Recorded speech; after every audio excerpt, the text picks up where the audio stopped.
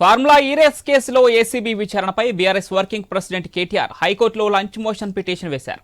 ACB విచారణకు తనతో పాటు లాయర్ను అనుమతించాలని పిటిషన్ దాఖలు చేశారు కేటీఆర్. ఇక పిటిషన్ను అనుమతించిన హైకోర్టు మధ్యాహ్నం 2:30 విచారణ జరపనుంది. దీనికి సంబంధించి మరిన్ని డీటెయిల్స్ మా కరెస్పాండెంట్ సునీల్ ఫోన్లైన్ అందిస్తారు. సునీల్, లంచ్ మోషన్ పిటిషన్ పై ఈ రోజు 2:30 గంటలకు విచారణ జరగనుంది. మరోపక్క ఏసీబీ అటు అరవింద్ కుమార్ను అదేవిధంగా బిఎల్ఎన్ రెడ్డిని కూడా విచారణ చేస్తుంది. దీనికి సంబంధించి పూర్తి డీటెయిల్స్ ఏంటి సునీల్? ఫార్ములా ఈ రేస్ కేసులో కేటీఆర్ మరోసారి హైకోర్టుని ఆశ్రయించారు. మొదట ఆయన తన ఈ ఫార్ములా ఈ కార్ రేస్ కి సంబంధించినటువంటి ఏసీబీ దర్యాప్తు ఏదైతే ఉందో దాన్ని స్క్వాష్ చేయాలని చెప్పేసి హైకోర్టుని ఆశ్రయించారు. ఆ పిటిషన్ సంబంధించి హైకోర్టు కొట్టివేసింది. ఇక ఈ రోజు ఆయన మరో పిటిషన్ దాఖలు చేశారు. ఈ నెల 6వ తేదీన ఆయన ఏసీబీ ముందు హాజరు కావాల్సి ఉంది. ఏసీబీకి ముందు హాజరయ్యే సమయంలో తనతో పాటు తన అడ్వకేట్ ను కూడా అనుమతించాలి అని చెప్పేసి ఏసీబీ అధికారులను కావచ్చు, అక్కడ ఉన్నటువంటి పోలీసులకు ఆయన చెప్పడం జరిగింది. కానీ ఏసీబీ అధికారులు ససేమిరా అని చెప్పేసి అన్నారు. అడ్వకేట్ ని అనుమతించేది లేదు, కేటీఆర్ ని మాత్రమే విచారణకు పిలిచాం కాబట్టి కేటీఆర్ మాత్రమే విచారణకు రావాలి అని చెప్పేసి స్పష్టం చేయడంతో ఆయన ఆ రోజు విచారణకు హాజరు కాలేదు. ఇక ఇప్పుడు ఈ స్క్వాష్ పిటిషన్ కొట్టేయడం, ఆ తర్వాత ఆయన తన అడ్వకేట్ ని అనుమతించాలి, ఏసీబీ ఎప్పుడైతే విచారిస్తుందో ఆ రోజు తనతో పాటు అడ్వకేట్ ని అనుమతించాలని చెప్పేసి ఈ రోజు హైకోర్టుని ఆశ్రయించారు. కాసేపటి క్రితమే ఆయన హైకోర్టులో పిటిషన్ కూడా దాఖలు చేశారు. కేటీఆర్ లంచ్ మోషన్ పిటిషన్ ని హైకోర్టు ఆయనకు అనుమతి ఇచ్చింది. మధ్యాహ్నం విచారణకు రాబోతుంది. మరి హైకోర్టు దీనికి సంబంధించి ఎటువంటి నిర్ణయం వెలువరుస్తుంది అనేది చూడాలి. ఇక ఈ కేసులో ఖచ్చితంగా కేటీఆర్ తనతో పాటు అడ్వకేట్ ఉంటేనే ఇటు ఏసీబీ విచారణకు హాజరయ్యే అవకాశాలు కనిపిస్తున్నాయి.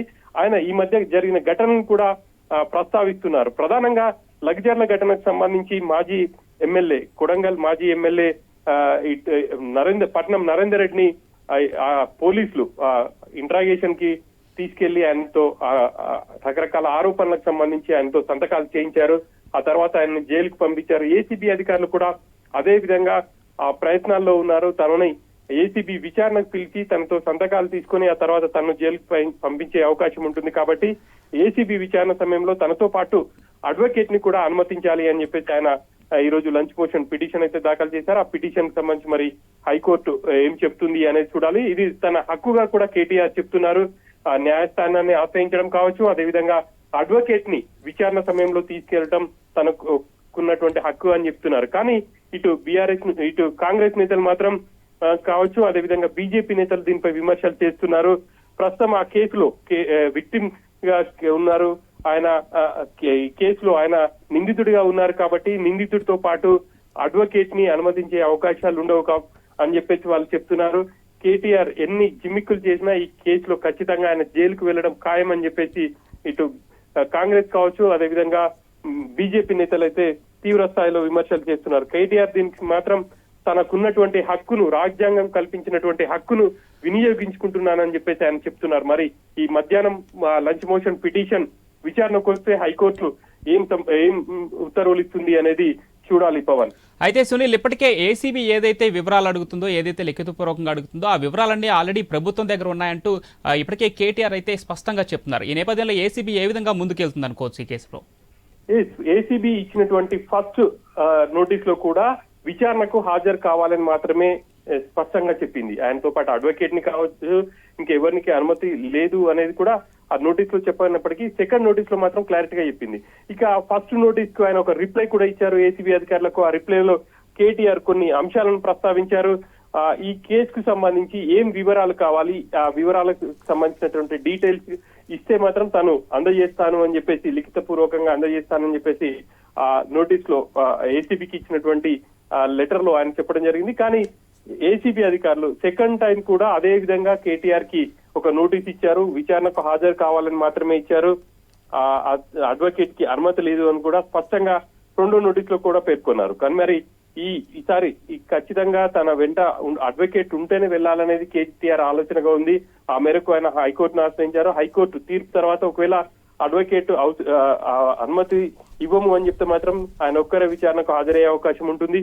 ఏసీబీ ఏ ప్రశ్నలు అడుగుతుందో అనేది చూడాలి. ఏసీబీ ఇప్పటికే చాలా వివరాలు సేకరించింది. హెచ్ఎండిఏ నుంచి నిధులు, అసలు హెచ్ఎండిఏ ఈ కేసులో ఈ విషయంలో ఎందుకు ఇన్వాల్వ్ అయిపోయింది, ఎందుకంటే ఎఫ్యూ ఇటు ఫార్ములా ఈ ఆపరేషన్ సంస్థ మరో కంపెనీతో ఒప్పందం ఉంది. మరి మధ్యలో హెచ్ఎండి ఎందుకు వచ్చింది, హెచ్ఎండిఏ నుంచి నిధులు ఎందుకు బదలాయింపు జరిగింది, దాంట్లో ప్రధాన పాత్ర ఎవరిది అని చెప్పేసి ఈ విషయాలన్నీ కూడా ఏసీబీ విచారణ చేయబోతుంది. కాబట్టి వాటన్నిటికి సంబంధించి కేటీఆర్ ని ప్రశ్నించే అవకాశం ఉంటుంది. మరి వాటికి కేటీఆర్ ఎలా సమాధానం చెప్తారు అనేది చూడాలి. వీటన్నిటిని మాత్రం కేటీఆర్ కొట్టిపడేస్తున్నారు.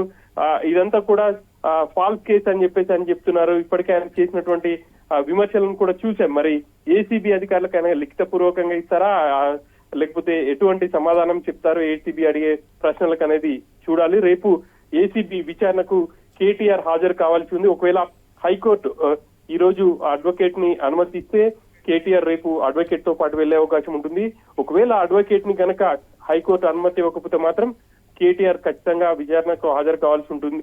హాజరు అవుతారా లేదా అనేది చూడాలి. ఒకవేళ హాజరు కాకపోతే ఏసీబీకి మరో అస్త్రం కూడా ఉంది. ఇప్పటికే ఆయనపై 409 సెక్షన్ కూడా నమోదు చేసి ఉంది కాబట్టి ఇన్వాల్వ్ చేసింది కాబట్టి ఈ కేసులో ఆయనకు సంబంధించి అరెస్ట్ కూడా చేసే అవకాశం ఉంటుంది. Pawan. Right Sunil, thank you.